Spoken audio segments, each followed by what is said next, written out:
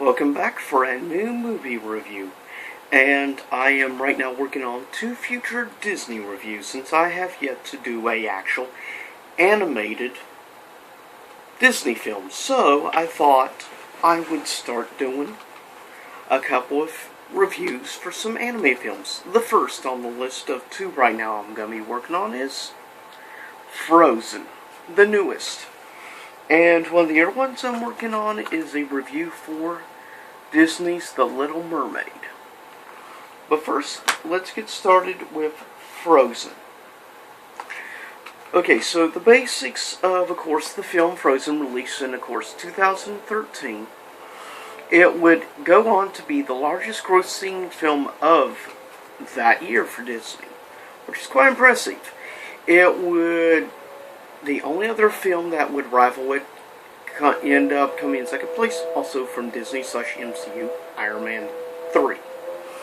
But anyways, with Frozen here, what we have is basically a story that is based off of, I guess you could say, the fictional or fantasy character, of course, known as the Ice Queen. That is obviously the basis, design, and everything of the character Elsa. Now, one thing I will say about this film, I have noticed over the last couple of years, a lot of people now feel it's like maybe the most overrated anime film of this decade so far.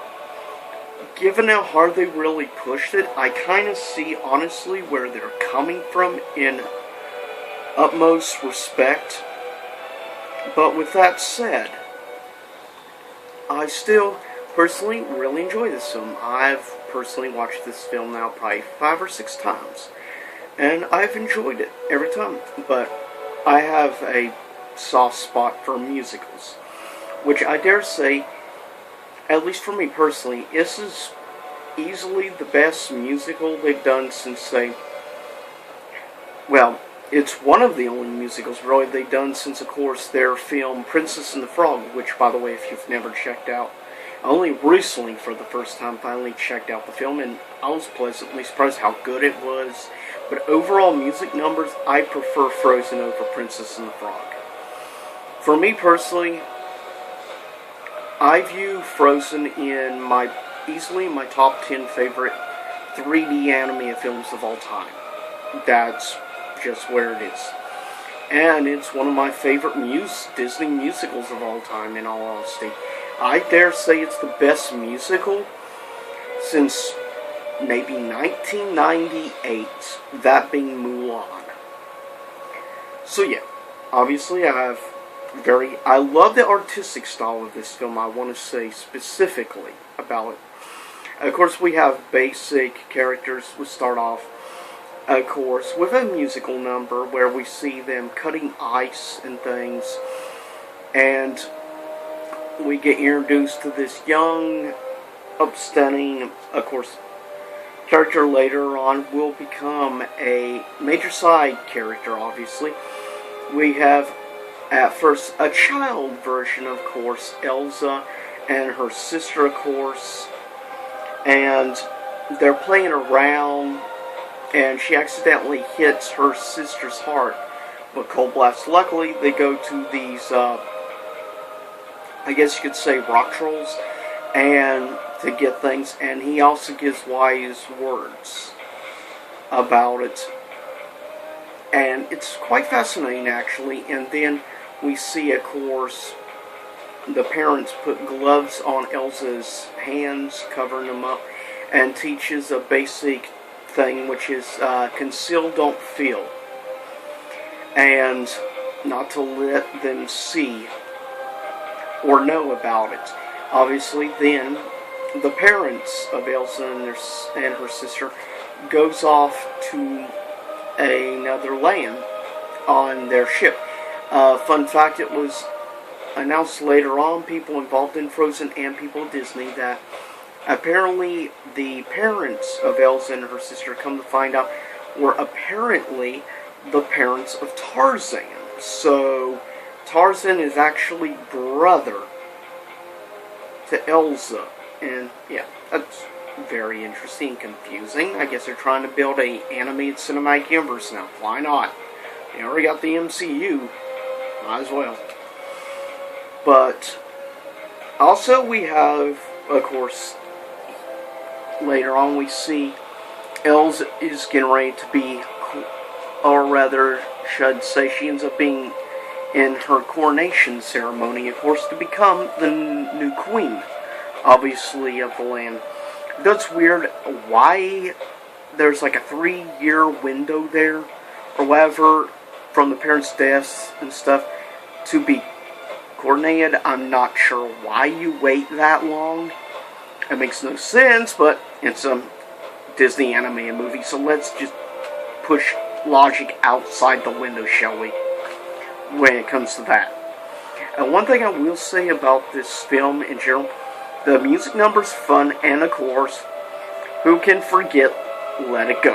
And there's so many parodies, so many remixes. Heck, I love this one particular parody from, or not parody, but redone version of the song here on YouTube. I forget the YouTuber, the guy's name. He's awesome. He does metal versions of many classic Disney musical numbers, and including Let It Go. Awesome. If you ever get the chance, also check out the parody Star Wars version of Let It Go called Let It Flow, involving Anakin and the dark side. Anyways, I digress, sorry. But coronation, we see this merchant also show up, and a prince from a faraway land, which automatically we see it apparently hits it off with Elsa's younger sister. And how shall I put this? It's hard to say sometimes. Anna is very gullible, needless to say.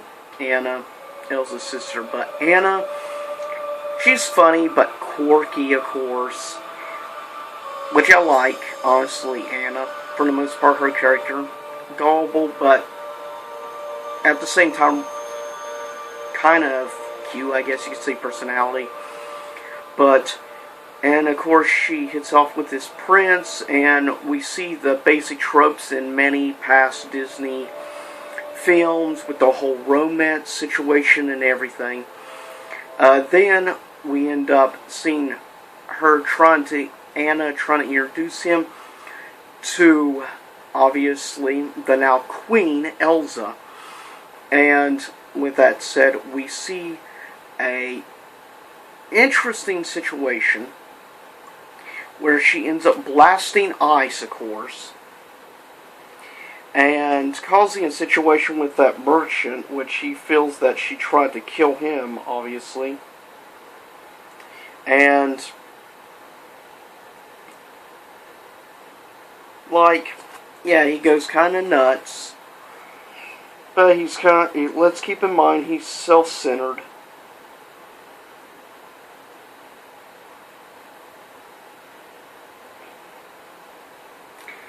And then we see Elsa run away from the kingdom. And then we have, of course, the number Let It Go. And during the video, even though she doesn't remember, she, of course, creates one of our side characters, Olaf. And then we would see Anna decides to leave the kingdom to try to bring back her sister, Elsa, which has now made an ice castle in the sky. Well, up on the mountain, built her own giant evil snowman. Anna ends up in this, like, little, I guess you could say, log shop of sorts, and this other merchant, which is like, woohoo! And I can't do his, like, funny and ridiculous over-the-top voice. But, enjoyed, and of course we also got introduced to Kristoff, of course, and his weird affection for his reindeer buddy. Which is very weird to say the least. But, and we end up seeing this little, like, budding, obviously, a future romance, obviously, between him and with Anna. That's pretty obvious. And he tries to bring up like good questions when she says she's engaged to so-and-so just met. And he's like, that's completely illogical and things like that. It's hilarious, honestly, because basically he's mocking the classic Disney tropes of the past. That's one thing I like about, honestly, Frozen. It mocks its past origins of tropes of the past animated Disney films. So I appreciate Disney for at least being able to laugh at their past self now, and we see things evolve with the times. Anyways, end up making it to the castle and stuff. Then the merchant sends his guys and ends up trying to kill, of course, the Ice Queen Elsa, and everything ends up worse. In the end, Elsa ends up arrested back at the castle to cut up short, and then somehow Anna gets blasted with the cold and stuff, and it's starting to freeze, and like a kiss or whatever of true, or rather a sign of true love, is needed in order to unfreeze what has happened to her. And Prince is like getting ready to, looks like, kiss Anna, and then automatically out of nowhere changes and becomes apparently the antagonist out of nowhere, really. And personally, you should check out film theories on him for MatPat. Pretty cool theory on it. But anyways, ends up not giving the kiss to Anna and leaves her basically die. Then he tries to guilt, obviously, Elsa into handing over the kingdom and everything, really to him more or less. In the end, we see a battle. Of course, Kristoff with his reindeer ends up coming to rescue, also with the assistance of Olaf, which for some bizarre reason, this snowman has a weird obsession with the sunshine and wants to bask in the sun, even though technically he would melt, but I don't think he realizes this, even though since he's somehow a conscious, self-aware snowman. But whatever. Anyways, we have this happen, and so we end up with an interesting situation. In the end, we have the prince with the sword getting ready to strike and try to kill, obviously, Elsa. And Anne ends up in between and stops and becomes completely frozen, of course. And it looks like all fate is lost. Ends up, though, Elsa ends up showing compassion and stuff to her sister, and it's a sign of true love that Elsa gives, and Anna ends up unfrozen. The prince has to go back to his own homeland, and that evil, maniacal, disgusting merchant ends up also booted and banned from the country. We'll see in the future what happens in Frozen 2, which is supposedly slated for next year. We'll see what happens, but for the most part, I highly enjoyed Frozen. I found it as a very good modern Disney fantasy with a little different style to it from the past Disney films. And I genuinely really enjoy it. I think most of the musical numbers are incredible. Well, not incredible, but good. But Let It Go is going to be, I feel, one of those songs that's going to last the times and be up there with maybe songs like, obviously, classics like Be Our Guest, or how about the classic Be Prepared with Scar. But with that said, on a scale of 1 to 10, I have to give Frozen a 9 out of 10 for being a really good modern musical and introducing and showing me 3D animated films can be just as good musicals as 2D animated.